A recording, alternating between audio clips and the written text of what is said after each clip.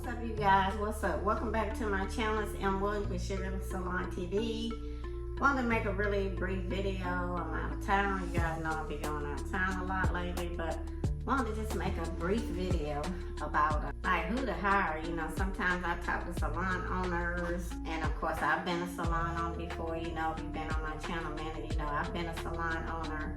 And my salon model was mainly made up of commission hairstylists, which when I first opened, I was trying to be book rental and not commission. But ended up being commission because a lot of times, you know, you'll get commission people because either they have been, you know, they've done hair before and then stopped, or don't have enough clients to really pay you a weekly book rental, or they're doing, you know, they are just doing hair like on a part-time basis. It'll be different scenarios. It'll be different situations as to why, you know, people may want to be commissioned.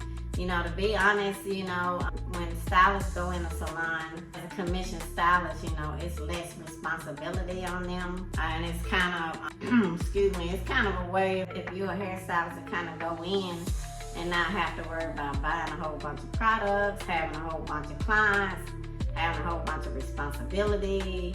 You know, it's kind of like almost incorporate like having just a regular job. You know, you just show up and you just do what you got to do. Or if you're a commission hairstylist, you just show up and do the customers. That 9 times out of 10, the clients are being booked for you through the salon, you know, or whatever. But today I kind of want to talk about, you know, kind of when you are a commission salon owner, or you are willing, if you're willing to hire commission hairstylists, you know, you want to have requirements of them. Like, you know, being a salon owner, you know, you're going to get some salon owners over here who are just starting out. They may be novice. They may be new to being a salon owner, because I was once new at doing that as well. Then you're going to have those over here who, you know, who have been a salon owner for a long time. Like for me now, you know, I'm retired from hair now, but if I ever decided to open up a salon, you know, I would be experienced with how to handle this.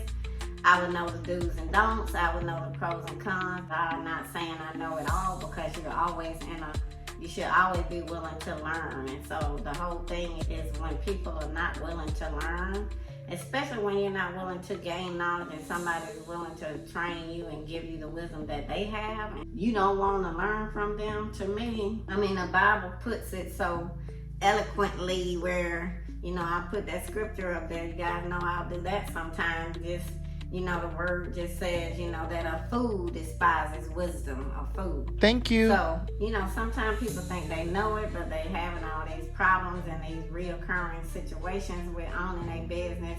And then if it's somebody that you can mentor with, or somebody that's been there, done that, and they're willing to mentor you, why would you not want that? You know, that, to me, you got to make it make sense for somebody to be not willing. But anyway, I took that little caveat. But back to what I'm talking about, like, you know, to bring somebody in my opinion, as a commission hairstylist, to me, that's a kind of a win-win for the stylist. That's a win-win. Now, for the owner, you don't know how productive the person gonna be. You don't know what their speed is. You don't know what their reliability is. You may not know what their skill set is until they get up in there, you know. You don't know if they're professional or not. You know, it's a lot of, like, it's a risk for the owner to bring somebody in as commission, because as all those things I just mentioned, you don't know how they're going to turn out. You don't know if they're going to be, if they're going to retain clients. You just don't know if you're going to benefit. And then too, off the cuff, off the jump, you as the owner, you're going to have to be the one that's going to be trying to market them, trying to bring, you know, put clients in their chairs. What? You know, you as the owner, you're gonna have to be doing a lot. Now, one thing that I find, and kind of, you know, you learn from your mistakes, and hindsight is always, you know, more clear when you look back on stuff. Then you be like, I wish I hadn't done this, or I wish I did it this way. You know, you learn a lot just from the things in life that we go through and the things in life that we experience. So everybody should always be in a mode of trying to learn, or being humble enough to want to learn from your mistakes and grow. But you know, they call it insanity when you continue to do the same thing but you want a different result. That's known as insanity. That's expecting a different result, but you're not doing anything different. So for you to get something different, you got to do something different. Oh. So that's insanity. So if you own a salon and you keep seeing the same reoccurring things keep happening and the same pattern of behavior that you're having, the same approach you're having, then you're not going to yield a different result because you're not doing anything different. So if the same thing keeps happening at your salon and you're the owner, but you're not making any changes, then that is why nothing is different. Everything is remaining the same because you're the same. You haven't changed your mindset. If you have changed your mindset, you haven't really implemented any changes. So one thing about the hair industry that I find about the hair industry, it's a strong industry of people who want their own, and it's a wonderful industry where people want to be their own boss and all of that. So normally when you hire people and they're in this industry, you got to bear in mind that they are people who want their own. They went into this industry because they may want to one day have their own or open their own salon. You also have to realize that at the same time, these are people who want to be their own boss. They want to pretty much make their own hours. It's a reason why anybody wants to own a business, whether it's the hair industry, whether you're trying to open a bakery, or whatever kind of business you're trying to own. It's a reason. Some of those reasons are the reasons that can be the motivating factor for people who want to own their own. So you got to understand that, when you bringing people in, they're going to have a strong personality and they going to be somebody who wants to, at some point, have their own, set their own hours, do their own thing, because that's why people initially go into the hair industry. So as a salon owner, you got to know that off the cuff. Just know that from the jump. Because some people don't want other people managing them. They want to manage themselves. They want to, do work their own hours. They want to come and go as they please. They want to do this. They want to be the one who determines how much money they make. And it's okay for people to want that. But as an owner, for you to have a successful business that's lucrative and that's that lasts for many years, you got to change your mindset. And you have to, if you're trying to hire commission people, then that means you're going to have to manage. You're going to have to manage people. You're going to have to manage the money. You're going to have to manage their time and all of that. So do you have the skill set?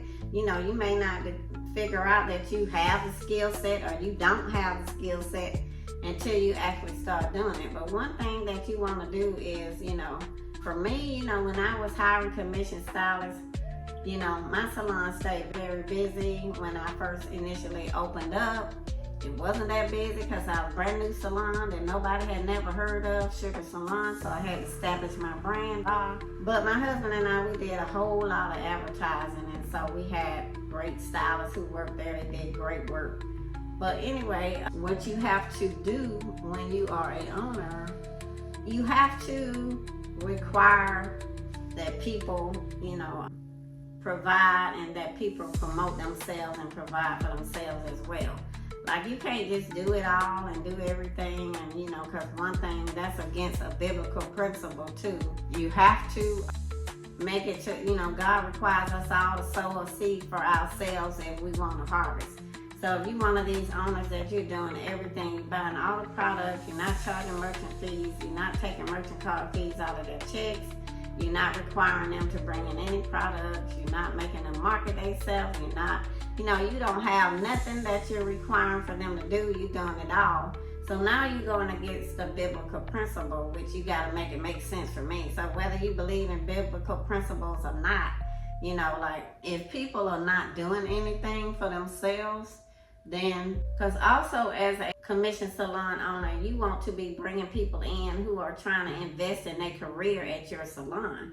Because how would you know as an owner that they're trying to remain at your salon? How you know that they're not just coming there and trying to service the clients that you give to them and they're not trying to build a clientele at your salon?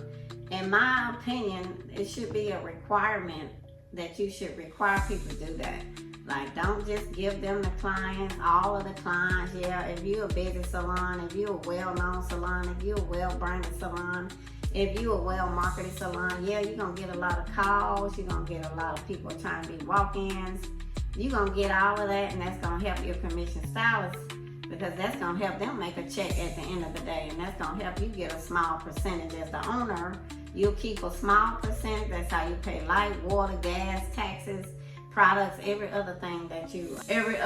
But I'm gonna make a follow-up video to this one, just to give you a little bit more information, as you know, some guidance as to how you can set it up. But if you are a commission owner and you're not requiring a stylist to do anything, and you're hiring stylists who you know they're doing hair out of their home, then to me, because for me, when I had my salon, I did not hire anybody who I knew that was doing hair out of their home. Now, it's people's prerogative. If they want to do hair out of their home, they can do it. But for me, if I'm bringing somebody in as a commission stylist, I'm already taking a risk. And then for me, if I'm giving you clients to service on behalf of the salon, and you're doing hair at home, how do I know that you're not going to try to take those clients to your house and do their hair at home for a cheaper price, and then I'm not going to get the little 40% or the whatever percent that I would keep as an owner? So there's no way to guarantee that. There's no way to be paranoid about that if you're an owner. For me, I just wasn't hiring people who were doing hair out of their home. I was looking for people who was trying to build up their brand and build themselves up in my salon, so that at some point they can branch off and be booth rental and stay at my salon if that's what they wanted to do. If they had a conversation with me that, okay, Miss Monya, I've been on commission for some odd years here, now I want to switch over, transition over to booth rental, that would have been a yes for me. That would have been a win-win for me, because at the end of the day, as an owner, that's what you want to do. You want to help build stylists up, and then so they can move over to a booth rental, because that's less management for me to have to keep track of how you service Miss Smith, you service Miss John, you service Ray, you service all these different people. So for me, that's less work and less stress for me. If you're a booth rental and you buying all your own products, thank you. You bringing in your clients. Wow. You doing what you need to do. That's gonna benefit me, and you just paying me a weekly rental. So that's a win. That's a up top. That's a, let's go, let's get it. But if you are hiring people and they working out of their home and they doing hair out of their home, and they not bringing no clients in from their own marketing into your salon, then to me, that is somebody who 9 times out of 10 are not trying to be long-term at your salon. Because if they were trying to be there long-term, then they would be trying to establish themselves at your salon. And so no matter what they tell you, to me, that's just common sense. If you see they not doing anything to bring clients in to your salon, say for instance your salon was called the Pink Palace Salon. Okay, if Jessica works there and you have her on commission, but Jessica has never bought any customers into the Pink Palace Salon, she's never passed out any cards or flyers to bring people to the Pink Palace Salon, she's never tagged the Pink Palace Salon, she's never, she's not trying to market the salon that she works in at all. To me, that should show an owner that this is somebody who's not trying to establish themselves at the Pink Palace Salon. This is somebody who's probably 9 times out of 10 may be establishing themselves at their house. Thank you. Especially if you know as an owner that they have told you that they do hair out of their house. So you guys got to make it make sense to me, and you got to do better. When you know better, you're supposed to do better. And those are the things that you learn as you go. But in the meantime, when it's a business and you're learning as you go, you're losing revenue in the process. So if you hear someone like me, or you listen to somebody else's video and they telling you stuff that makes all the sense in the world, you need to implement these things. Don't just sit there and hear it and be like, that's a good idea. You write it down and all that, you get it in your spirit, but you never enforce it, you never implement it, you never do anything, and then you wonder why that these stylists are not staying at your salon, and that they just leave whenever they want to. And when they get enough money from your salon and enough clients, and they start telling the clients, I can do your hair in my house and I can charge you cheaper. that's what you can run into. Not saying that everybody's gonna treat you that way, that every stylist that you hire is that way. I'm not saying that at all, because I'm sure there are tons of stylists who will never do wrong by somebody or harm somebody's business, of a business owner who did nothing but to help them. But at the end of the day, in reality, there's some people who will do that. So as a business owner, you're in business to earn money. You're in business to earn revenue. You're in business to living, because at the end of the day, you got light bill, water bill, gas bill that you got to pay at two places.